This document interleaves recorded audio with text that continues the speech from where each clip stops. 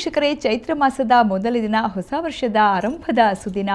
ಬೇವು ಬೆಲ್ಲ ತಿಂದು ಜೀವನದಲ್ಲಿ ಬರುವಂತಹ ಕಷ್ಟ ಸುಖಗಳನ್ನು ಸಮನಾಗಿ ಹಂಚಿಕೊಂಡು ಬಾಳೋಣ ಅನ್ನುವ ಸಂಕೇತವಾಗಿ ನಾವು ಈ ಹಬ್ಬವನ್ನು ಸಡಗರದಿಂದ ಆಚರಿಸ್ತೀವಿ. ಟಿವಿ ಮುಂದೆ ಹೋಳಿಗೆ ಊಟ ಮಾಡ್ಕೊಂಡು ಕೂತ್ಕೊಂಡಿರುವಂತಹ ನಿಮ್ಮನ್ನು ರಂಜಿಸೋದಕ್ಕೆ, ನಿಮ್ಮನ್ನು ನಗಿಸೋದಕ್ಕೆ, ನಿಮ್ಮ ಜೊತೆ ಸ್ವಲ್ಪ ಹರಟೆ ಹೊಡೆಯೋದಕ್ಕೆ ನಾನು ಬಂದಿದ್ದೀನಿ. ನನ್ನ ಜೊತೆ ಒಬ್ಬ ವಿಶೇಷ ಅತಿಥಿ ಬಂದಿದ್ದಾರೆ. ಯಾರಂತ ಗೆಸ್ ಮಾಡಿ.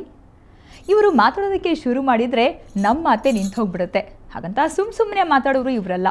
ಇವ್ರ ಮಾತಲ್ಲಿ ಒಂದಿಷ್ಟು ಮಾಹಿತಿ ಇರುತ್ತೆ, ಬಹಳಷ್ಟು ಕಾಮಿಡಿ ಇರುತ್ತೆ. ಯಾರು ಗೊತ್ತಾಯ್ತಾ? ಅವರೇ ರೀ ಹರಟೆ ಸುಧಾ ಅಂತ ಕರೆಸ್ಕೊಳ್ಳುವ ನಮ್ಮ ಪ್ರೀತಿಯ ಸುಧಾ ಬರ್ಗೂರು. ಸೊ ಹಾಗಾದರೆ ಬನ್ನಿ, ಯುಗಾದಿ ಹಬ್ಬದ ವಿಶೇಷವನ್ನು ಸುಧಾ ಬರ್ಗೂರು ಅವ್ರ ಜೊತೆಗೆ ಸ್ವಲ್ಪ ನಗ್ನಗ್ತಾ ಆಚರಿಸೋಣ. ಮತ್ತೊಮ್ಮೆ ಕಾರ್ಯಕ್ರಮಕ್ಕೆ ಸ್ವಾಗತ. ನಾನು ನಿಮ್ಮ ಗೆಳತಿ ಸಬಿತಾ.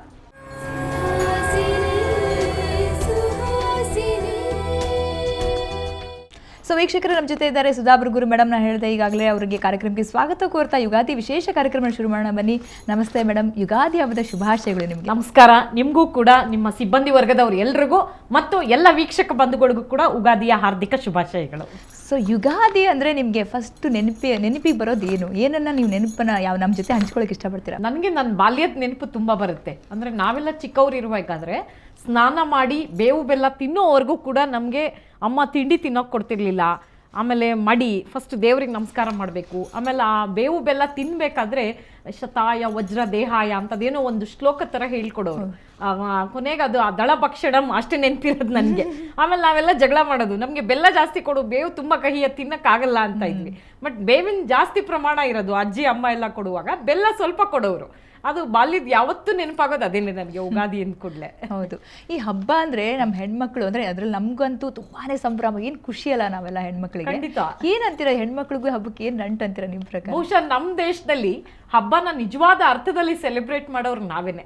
ಅಂದರೆ ಗಂಡ್ಮಕ್ಳು ತಂದು ಹಾಕ್ತಾರೆ, ಅವತ್ತಿನ ದಿವಸ ರಜಾ, ಮನೇಲಿ ಇರ್ತಾರೆ. ಆದರೆ ಜಾಸ್ತಿ ಜವಾಬ್ದಾರಿ, ಜಾಸ್ತಿ ಕೆಲಸ ಮಾಡೋದು ನಾವೇ. ಆದ್ದರಿಂದ ನನ್ನ ಪ್ರಕಾರ ನಮ್ಮ ಮೇಲೆ ಜಾಸ್ತಿ ಜವಾಬ್ದಾರಿ ಇರುತ್ತೆ, ಖುಷಿನೂ ನಮಗೆ ಇರುತ್ತೆ. ಅರ್ಶಿನ ಕುಂಕುಮಕ್ಕೂ ನಮ್ಮನ್ನೇ ಕರೆಯೋದು, ನಾವೇ ಬೇರೆಯವ್ರ ಮನೆಗೆ ಅರ್ಶಿನ ಕುಂಕುಮಕ್ಕೆ ಹೋಗೋದು. ಸೊ ಇದೆಲ್ಲವೂ ಇರೋದ್ರಿಂದ ಇದು ಹಬ್ಬದಲ್ಲಿ, ಅದಕ್ಕೆ ನೋಡಿ ನಾನು ತಮಾಷೆ ಮಾಡ್ತಿರ್ತೀನಿ, ಜೋಕ್ ಹೇಳ್ತಿರ್ತೀನಿ. ಯಾವಾಗಲೂ ಕೂಡ ಹಬ್ಬಕ್ಕೆ ಬಟ್ಟೆ ಬರೆ ತಗೊಂಡ್ರ ಅಂತ ಕೇಳ್ತಾರೆ. ಬಟ್ಟೆ ನಮಗೆ, ಬರೆ ಗಂಡಂದ್ರಿಗೆ. ಎಕ್ಸಾಕ್ಟ್ಲಿ. ಆಮೇಲೆ ಈಗ ಆಧುನಿಕತೆ ಹೆಂಗಂದ್ರೆ ಅನಿವಾರ್ಯವಾಗಿ ಒಗ್ಗಿಕೊಂಡ್ಬಿಟ್ಟಿದ್ವಿ. ಯಾಕಂದರೆ ಆಧುನಿಕತೆ ಬಿಟ್ಟು ನಾವು ಇಲ್ಲ, ಈಗಿನ ಲೈಫ್ ಸ್ಟೈಲೇ ಹಂಗಿದೆ. ಸೊ ಎಲ್ಲೋ ಒಂದು ಕಡೆ ನಮ್ಮ ಹಬ್ಬದ ಪರಂಪರೆ, ಆ ಹಬ್ಬದ ಸಂಸ್ಕೃತಿ, ಆ ಸೊಗಡು ಇದೆಯಲ್ಲ ಮೊದಲಿಂದ ಎಲ್ಲವೂ ಮರೆಯಾಗ್ತಿದೆ ಅನಿಸ್ತಿದೆಯಾ? ಅಲ್ಲ, ಖಂಡಿತವಾಗಿಯೂ ಕೂಡ. ಬಟ್ ಒಂದಂದರೆ ಹಳ್ಳಿಗಳಲ್ಲಿ, ಅಂದರೆ ಗ್ರಾಮೀಣ ಪ್ರದೇಶಗಳಲ್ಲಿ ಇವತ್ತಿಗೂ ಅದು ಉಳ್ಕೊಂಡಿದೆ. ಬಟ್ ನಮ್ಮ ಬೆಂಗಳೂರು, ಮುಂಬೈ ಈ ಥರ ಒಂದು ಮೆಟ್ರೋಪಾಲಿಟನ್ ಸಿಟಿಗಳಲ್ಲಿ ಏನಾಗ್ತಾ ಇದೆ ಅಂತ ಹೇಳಿದರೆ, ಗಂಡ ಹೆಂಡತಿ ಇಬ್ಬರು ಕೆಲಸ ಮಾಡ್ತೀವಿ, ಯಾರಿಗೂ ಪುರ್ಸೊತ್ತಿಲ್ಲ. ಹಬ್ಬ ಅಂದರೆ ಎಲ್ಲ ರೆಡಿಮೇಡು, ಏನು ಸಿಗುತ್ತೋ ಅಂಗಡಿಲಿ ತೊಗೊಂಡು ಬಾ ಹಬ್ಬ ಅಂತ ಮಾಡುವಂತಾಗಿದೆ. ಬಟ್ ಹಳ್ಳಿಗಳ ಕಡೆ ಇವತ್ತಿಗೂ ಮಾವಿನ ಸೊಪ್ಪಿನ ತೋರಣ ಕಟ್ತಾರೆ, ಇವತ್ತಿಗೂ ಬಾಳೆ ಕಂಬ ಕಟ್ತಾರೆ. ಅಂದರೆ ಆ ಸೆಲೆಬ್ರೇಷನ್ನ ನಿಜವಾದ ಅರ್ಥ ನೋಡಬೇಕು ಅಂದರೆ ಹಳ್ಳಿಗಳ ಕಡೆ ಹೋಗಬೇಕು. ಬಟ್ ಆಧುನಿಕ ಬದುಕಲ್ಲಿ ಸಿಟಿಗಳಲ್ಲಿ ಅದು ಕಳೆದು ಹೋಗಿದೆ ಅನ್ಸುತ್ತೆ. ಇವತ್ತು ನಾವು ಎಷ್ಟು ಕೆಟ್ಟೋಗಿದ್ದೀವಿ ಅಂದರೆ, ಪ್ಲಾಸ್ಟಿಕ್ ತೋರಣ ತಂದು ಕಟ್ಬಿಡ್ತೀವಿ, ರಂಗೋಲಿ ಅಂದರೆ ಪ್ಲಾಸ್ಟಿಕ್ ರಂಗೋಲಿ ತಂದು ಹೊಸ್ಲಿಗೆ ಅಂಟಿಸ್ಬಿಡ್ತೀವಿ. ಬಟ್ ನಮ್ಮ ಹಿರಿಯರು ಇದನ್ನೆಲ್ಲ ಮಾಡಿದ್ದಕ್ಕೊಂದು ಅರ್ಥ ಇದೆ. ಉದಾಹರಣೆಗೆ ಮಾವಿನ ಸೊಪ್ಪಿನ ತೋರಣ ಯಾಕೆ ಕಟ್ಟಿಸ್ತಾರೆ ಅಂದರೆ, ತುಂಬಾ ಜನ ಓಡಾಡ್ತಾರೆ ಹಬ್ಬ ಹರಿದಿನಗಳಲ್ಲಿ. ಮಾವಿನ ಸೊಪ್ಪಿಗೆ ಆಕ್ಸಿಜನ್ ಅನ್ನ ಪ್ರೊಡ್ಯೂಸ್ ಮಾಡೋ ಒಂದು ಶಕ್ತಿ ಇದೆ. ಸೊ ಅಂದ್ರೆ ಜಾಸ್ತಿ ಜನ ಓಡಾಡೋ ಕಡೆ ಆಮ್ಲಜನಕದ ಉತ್ಪಾದನೆ ಜಾಸ್ತಿ ಆಗ್ಲಿ, ಜನಕ್ಕೆ ಒಳ್ಳೆ ಗಾಳಿ ಸಿಗ್ಲಿ ಅನ್ನೋ ಉದ್ದೇಶದಿಂದ ಆಗಿನ ಕಾಲದಲ್ಲಿ ಇದೆಲ್ಲ ಮಾಡಿದ್ರು. ಬಟ್ ನಮ್ಗೆ ಅದರ ಸೈಂಟಿಫಿಕ್ ಅರ್ಥನೂ ಗೊತ್ತಿಲ್ಲ, ಮಾಡ್ರನ್ ಇದು ಗೊತ್ತಿಲ್ಲ. ಹಿಂಗಾಗಿ ನಾವು ತ್ರಿಶಂಕು ಸ್ಥಿತಿಲಿ ಇದೀವಿ ಈಗ ನಾವು. ಹೌದೌದು. ಈ ಹಬ್ಬ ಅಂದರೆ ಬರೀ ಬಟ್ಟೆ ಹಾಕೊಳ್ಳೋದು, ಒಡವೆ ಹಾಕೊಳ್ಳೋದು, ರೆಡಿ ಆಗೋದು, ಹಬ್ಬದ ಊಟ ಮಾಡೋದು ಇಷ್ಟೇನಾ, ಅಥವಾ ಅರ್ಥ? ಎಲ್ಲ ಹಬ್ಬಕ್ಕೂ ಅರ್ಥ ಇದೆ. ಬಟ್ ಈಗ ನೋಡಿ, ಯು ರೆಪ್ರೆಸೆಂಟ್ ಟುಡೇಸ್ ಜನರೇಷನ್. ನೀವು ಯಂಗ್ಸ್ಟರ್ಸ್ ಹೀಗೆ ಕೇಳೋದು. ನನ್ನ ಮನೇಲೂ ನನಗೆ ಟೀನೇಜ್ ಮಗಳಿದ್ದಾಳೆ, ಅವಳು ಕೇಳ್ತಾಳೆ, ಏನಕ್ಕೆ ಬೇವು ಯಾಕೆ ತಿನ್ಬೇಕು, ಬೆಲ್ಲ ಯಾಕೆ ತಿನ್ಬೇಕು?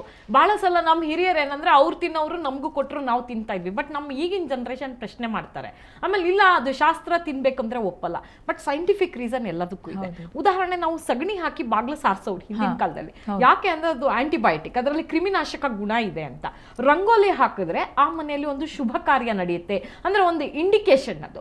ಅಕಸ್ಮಾತ್ ಆ ಮನೆ ಬಾಗ್ಲಲ್ಲಿ ರಂಗೋಲಿ ಇಲ್ಲ ಅಂದ್ರೆ, ಯಾರಾದ್ರೂ ಒಂದು ಒಳ್ಳೆ ಸುದ್ದಿ ಕೊಡೋರು ಆ ಮನೆಗೆ ಬರ್ತಿರ್ಲಿಲ್ಲ ಅಂದ್ರೆ, ಆ ಮನೇಲಿ ಏನೋ ಸಾವು ಉಂಟಾಗಿರ್ಬೋದು, ನೋವು ಉಂಟಾಗಿರ್ಬೋದು ಅಂತ. ಈಗ ಹಾಗೇನೆ ಉದಾಹರಣೆಗೆ ನಮ್ಮ ಈ ಯುಗಾದಿಗೆ ನಾವು ಬೇವು ಬೆಲ್ಲ ತಗೊಳ್ತೀವಿ. ಬೆಲ್ಲ ಮನುಷ್ಯನಲ್ಲಿ ಶಕ್ತಿವರ್ಧಕ, ನಾಲ್ಗೆಗೆ ಮಾತ್ರ ರುಚಿ ಅಲ್ಲ ಇದು. ಆಮೇಲೆ ಬೇವು ಅದರಕ್ಕೆ ಕಹಿ, ಉದರಕ್ಕೆ ಸಿಹಿ ಸಿಹಿ ಅಂತಾರೆ, ಅಂದ್ರೆ ಅದರಲ್ಲಿ ಮೆಡಿಸಿನಲ್ ಔಷಧಿಯ ಗುಣ ಇದೆ. ಹಬ್ಬದ ದಿನ ಅಂದ್ರೆ ರಜೆ ಇರುತ್ತೆ ನಿಜ, ಬಟ್ ಮನೇಲಿ ಏನು ಅಡಿಗೆ ಮಾಡಕ್ ಹೋಗಲ್ಲ, ಹೋಟ್ಲಲ್ಲಿ ಇರುತ್ತೆ, ಎಲ್ಲಾ ಸಿಹಿ ತಿನಿಸು ಸಿಗುತ್ತಲ್ವಾ, ಯಾಕೆ ಹೋಗೋಣ, ಅದೇ ಒಂದು ನಮ್ಗೆ ಸಂಭ್ರಮ ಅಂತ.